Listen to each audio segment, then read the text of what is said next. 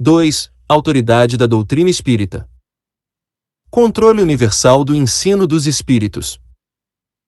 Se a doutrina espírita fosse de concepção puramente humana, não ofereceria por penhor senão as luzes daquele que a houvesse concebido.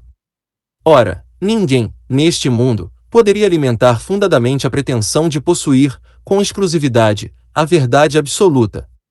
Se os espíritos que a revelaram se houvessem manifestado a um só homem, nada lhe garantiria a origem, porquanto fora mister acreditar, sob palavra, naquele que dissesse ter recebido deles o ensino.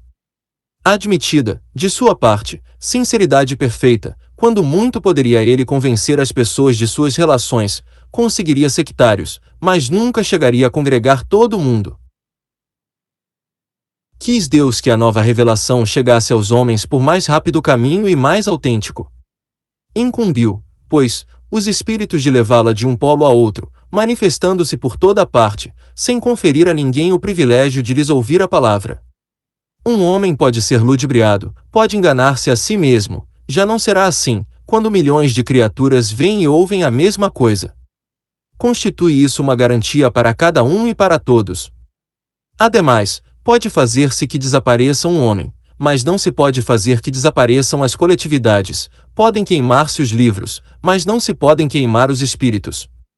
Ora, queimassem-se todos os livros e a fonte da doutrina não deixaria de conservar-se inexaurível, pela razão mesma de não estar na terra, de surgir em todos os lugares e de poderem todos dissedentar-se nela. Faltem os homens para difundi-la, haverá sempre os espíritos, cuja atuação a todos atinge e aos quais ninguém pode atingir. São, pois, os próprios espíritos que fazem a propagação, com o auxílio dos inúmeros médiuns que, também eles, os espíritos, vão suscitando de todos os lados. Se tivesse havido unicamente um intérprete, por mais favorecido que fosse, o espiritismo mal seria conhecido. Qualquer que fosse a classe a que pertencesse, tal intérprete houvera sido objeto das prevenções de muita gente e nem todas as nações o teriam aceitado, ao passo que os espíritos se comunicam em todos os pontos da terra, a todos os povos, a todas as seitas, a todos os partidos, e todos os aceitam. O espiritismo não tem nacionalidade e não faz parte de nenhum culto existente, nenhuma classe social o impõe, visto que qualquer pessoa pode receber instruções de seus parentes e amigos de além-túmulo. Cumpre seja assim, para que ele possa conduzir todos os homens à fraternidade. Se não se mantivesse em terreno neutro, alimentaria as dissensões, em vez de apaziguá-las. Nessa universalidade do ensino dos espíritos reside a força do espiritismo e, também, a causa de sua tão rápida propagação. Ao passo que a palavra de um só homem, mesmo com o concurso da imprensa, levaria séculos para chegar ao conhecimento de todos, milhares de vozes se fazem ouvir simultaneamente em todos os recantos do planeta, proclamando os mesmos princípios e transmitindo-os aos mais ignorantes, como aos mais doutos, a fim de que não haja deserdados. É uma vantagem de que não gozar ainda nenhuma das doutrinas surgidas até hoje. Se o espiritismo, portanto, é uma verdade, não teme o mal-querer dos homens, nem as revoluções morais, nem as subversões físicas do globo, porque nada disso pode atingir os espíritos. Não é essa, porém, a única vantagem que lhe decorre da sua excepcional posição. Ela lhe faculta inatacável garantia contra todos os cismas que pudessem provir, seja da ambição de alguns, seja das contradições de certos espíritos. Tais contradições, não há negar, são um escolho, mas que traz consigo o remédio, ao lado do mal. Sabe-se que os espíritos, em virtude da diferença entre as suas capacidades, longe se acham de estar, individualmente considerados, na posse de toda a verdade, que nem a todos é dado penetrar certos mistérios, que o saber de cada um deles é proporcional à sua depuração, que os espíritos vulgares mais não sabem do que muitos homens, que entre eles, como entre estes, há presunçosos e sofomanos, que julgam saber o que ignoram, sistemáticos, que tomam por verdades as suas ideias, enfim, que só os espíritos da categoria mais elevada, os que já estão completamente desmaterializados, se encontram despidos das ideias e preconceitos terrenos, mas também é sabido que os espíritos enganadores não escrupulizam em tomar nomes que lhes não pertencem, para impingirem suas utopias. Daí resulta que, com relação a tudo que seja fora do âmbito do ensino exclusivamente moral, as revelações que cada um possa receber terão caráter individual, sem cunho de autenticidade, que devem ser consideradas opiniões pessoais de tal ou qual espírito e que imprudente for aceitá-las e propagá-las levianamente como verdades absolutas. O primeiro exame comprobativo é, pois, sem contradita, o da razão, ao qual cumpre se submeta, sem exceção, tudo que venha dos espíritos. Toda teoria em manifesta contradição com o bom senso, com uma lógica rigorosa e com os dados positivos já adquiridos, deve ser rejeitada, por mais respeitável que seja o nome que traga como assinatura. Incompleto, porém, ficará esse exame em muitos casos, por efeito da falta de luzes de certas pessoas e das tendências de não poucas a tomar as próprias opiniões como juízes únicos da verdade. Assim sendo, que hão de fazer aqueles que não depositam confiança absoluta em si mesmos? Buscar o parecer da maioria e tomar por guia a opinião desta. De tal modo é que se deve proceder em face do que digam os espíritos, que são os primeiros a nos fornecer os meios de consegui-lo. A concordância no que ensinem os espíritos é, pois, a melhor comprovação. Importa, no entanto, que ela se dê em determinadas condições. A mais fraca de todas ocorre quando um médium, a sós, interroga muitos espíritos acerca de um ponto duvidoso. É evidente que, se ele estiver sob o império de uma obsessão, ou lidando com um espírito mistificador, este lhe pode dizer a mesma coisa sob diferentes nomes. Tampouco garantia alguma suficiente haverá na conformidade que apresente o que se possa obter por diversos médiuns, num mesmo centro, porque podem estar todos sob a mesma influência.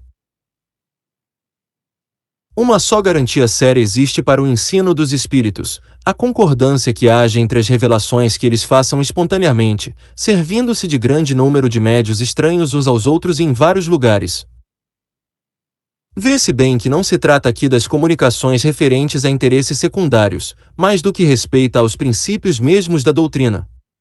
Prova a experiência que, quando um princípio novo tem de ser enunciado, isso se dá espontaneamente em diversos pontos ao mesmo tempo e de modo idêntico, se não quanto à forma, quanto ao fundo. Se, portanto, aprover a um espírito formular um sistema excêntrico, baseado unicamente nas suas ideias e com exclusão da verdade, pode ter-se a certeza de que tal sistema conservar-se-á circunscrito e cairá, diante das instruções dadas de todas as partes, conforme os múltiplos exemplos que já se conhecem. Foi essa unanimidade que pôs por terra todos os sistemas parciais que surgiram na origem do Espiritismo, quando cada um explicava à sua maneira os fenômenos, e antes que se conhecessem as leis que regem as relações entre o mundo visível e o mundo invisível. Essa base em que nos apoiamos, quando formulamos um princípio da doutrina. Não é porque esteja de acordo com as nossas ideias que o temos por verdadeiro. Não nos arvoramos, absolutamente, em árbitro supremo da verdade e a ninguém dizemos, crede em tal coisa, porque somos nós que vô-lo dizemos. A nossa opinião não passa, aos nossos próprios olhos, de uma opinião pessoal, que pode ser verdadeira ou falsa, visto não nos considerarmos mais infalível do que qualquer outro. Também não é porque um princípio nos foi ensinado que, para nós, ele exprime a verdade, mas porque recebeu a sanção da concordância. Na posição em que nos encontramos, a receber comunicações de perto de 1000 centros espíritas sérios, disseminados pelos mais diversos pontos da Terra, achamo-nos em condições de observar sobre que princípio se estabelece a concordância. Essa observação é que nos tem guiado até hoje e é a que nos guiará em novos campos que o Espiritismo terá de explorar. Porque, estudando atentamente as comunicações vindas tanto da França como do estrangeiro, reconhecemos, pela natureza toda especial das revelações, que ele tende a entrar por um novo caminho e que lhe chegou o momento de dar um passo para diante. Essas revelações, feitas muitas vezes com palavras veladas, hão frequentemente passado despercebidas a muitos dos que as obtiveram. Outros julgaram-se os únicos a possuí-las. Tomadas insuladamente, elas, para nós, nenhum valor teriam, somente a coincidência lhes imprime gravidade. Depois, chegado o momento de serem entregues à publicidade, cada um se lembrará de haver obtido instruções no mesmo sentido. Esse movimento geral, que observamos e estudamos, com A assistência dos nossos guias espirituais é que nos auxilia a julgar da oportunidade de fazermos ou não alguma coisa. Essa verificação universal constitui uma garantia para a unidade futura do Espiritismo e anulará todas as teorias contraditórias. Aí é que, no porvir, se encontrará o critério da verdade. O que deu lugar ao êxito da doutrina exposta em O Livro dos Espíritos e em O Livro dos Médiuns foi que em toda a parte todos receberam diretamente dos Espíritos a confirmação do que esses livros contêm. Se de todos os lados tivessem vindo os espíritos contradizê-la, já de há muito haveriam aquelas obras experimentado a sorte de todas as concepções fantásticas. Nem mesmo o apoio da imprensa as salvaria do naufrágio, ao passo que, privadas como se viram desse apoio, não deixaram elas de abrir caminho e de avançar celeremente. É que tiveram o apoio dos espíritos, cuja boa vontade não só compensou, como também sobrepujou o mal-querer dos homens. Assim sucederá a todas as ideias que, emanando quer dos espíritos, quer dos homens, não possam suportar a prova desse confronto, cuja força ninguém é lícito contestar. Suponhamos praza a alguns espíritos ditar, sob qualquer título, um livro em sentido contrário, suponhamos mesmo que, com intenção hostil, objetivando desacreditar a doutrina, a malevolência suscitasse comunicações apócrifas. Que influência poderiam exercer tais escritos, desde que de todos os lados os desmentissem os espíritos? É com a adesão destes que se deve garantir aquele que queira lançar, em seu nome, um sistema qualquer. Do sistema de um só ao de todos, medeia a distância que vai da unidade ao infinito. Que poderão conseguir os argumentos dos detratores, sobre a opinião das massas, quando milhões de vozes amigas, provindas do espaço, se façam ouvir em todos os recantos do universo e no seio das famílias, a infirmá-los? A esse respeito já não foi a teoria confirmada pela experiência? Que é feito das inúmeras publicações que traziam a pretensão de arrasar o espiritismo?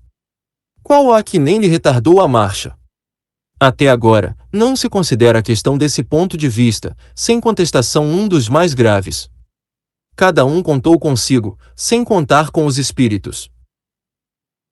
O princípio da concordância é também uma garantia contra as alterações que poderiam sujeitar o espiritismo às seitas que se propuse sem apoderar-se dele em proveito próprio e acomodá-lo à vontade. Quem quer que tentasse desviá-lo do seu providencial objetivo, mal sucedido se veria, pela razão muito simples de que os espíritos, em virtude da universalidade de seus ensinos, farão cair por terra qualquer modificação que se divorcie da verdade. De tudo isso ressalta uma verdade capital, a de que aquele que quisesse opor-se à corrente de ideias estabelecida e sancionada poderia, é certo, causar uma pequena perturbação local e momentânea, nunca, porém, dominar o conjunto, mesmo no presente, nem, ainda menos, no futuro.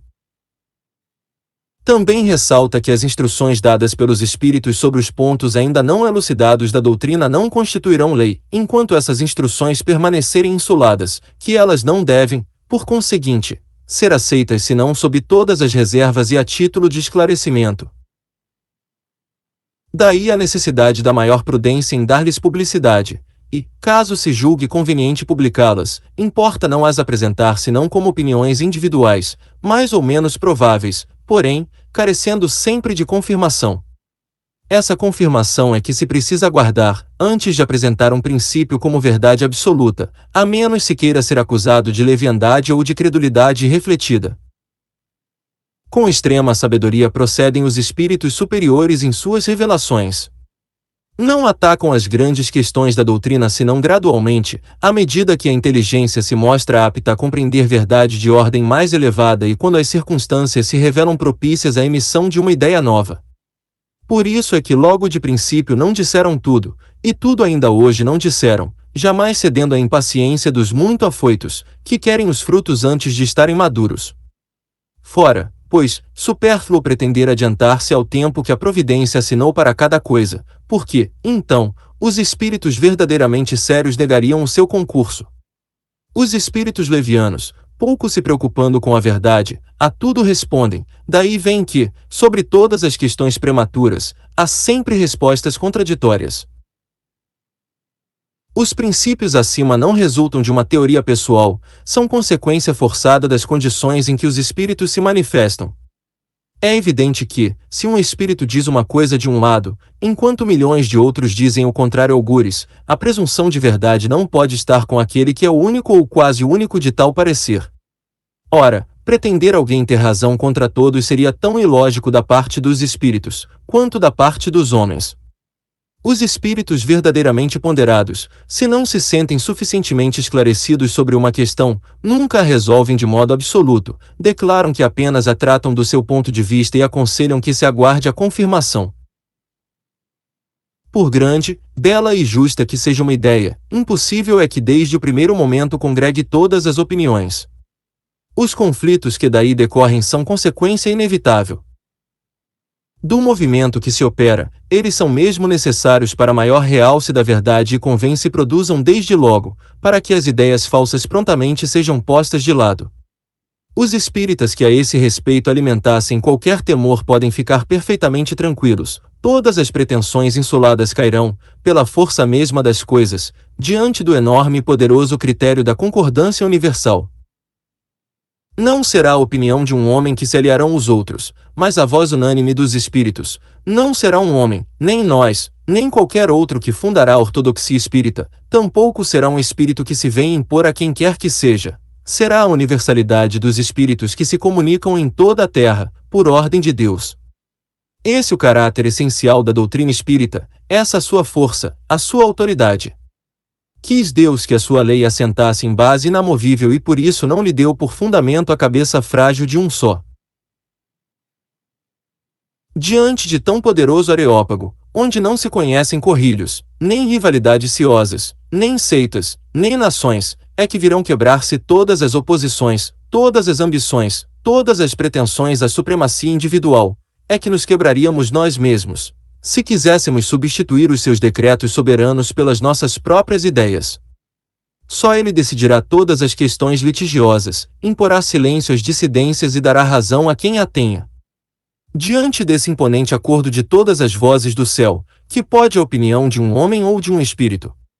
Menos do que a gota de água que se perde no oceano, menos do que a voz da criança que a tempestade abafa. A opinião universal, eis o juiz supremo, o que se pronuncia em última instância. Formam-na todas as opiniões individuais. Se uma destas é verdadeira, apenas tem na balança o seu peso relativo. Se é falsa, não pode prevalecer sobre todas as demais. Nesse imenso concurso, as individualidades se apagam, o que constitui novo insucesso para o orgulho humano. Já se desenha o harmonioso conjunto. Este século não passará sem que ele resplandeça em todo o seu brilho, de modo a dissipar todas as incertezas, porquanto daqui até lá potentes vozes terão recebido a missão de se fazer ouvir, para congregar os homens sob a mesma bandeira, uma vez que o campo se ache suficientemente lavrado.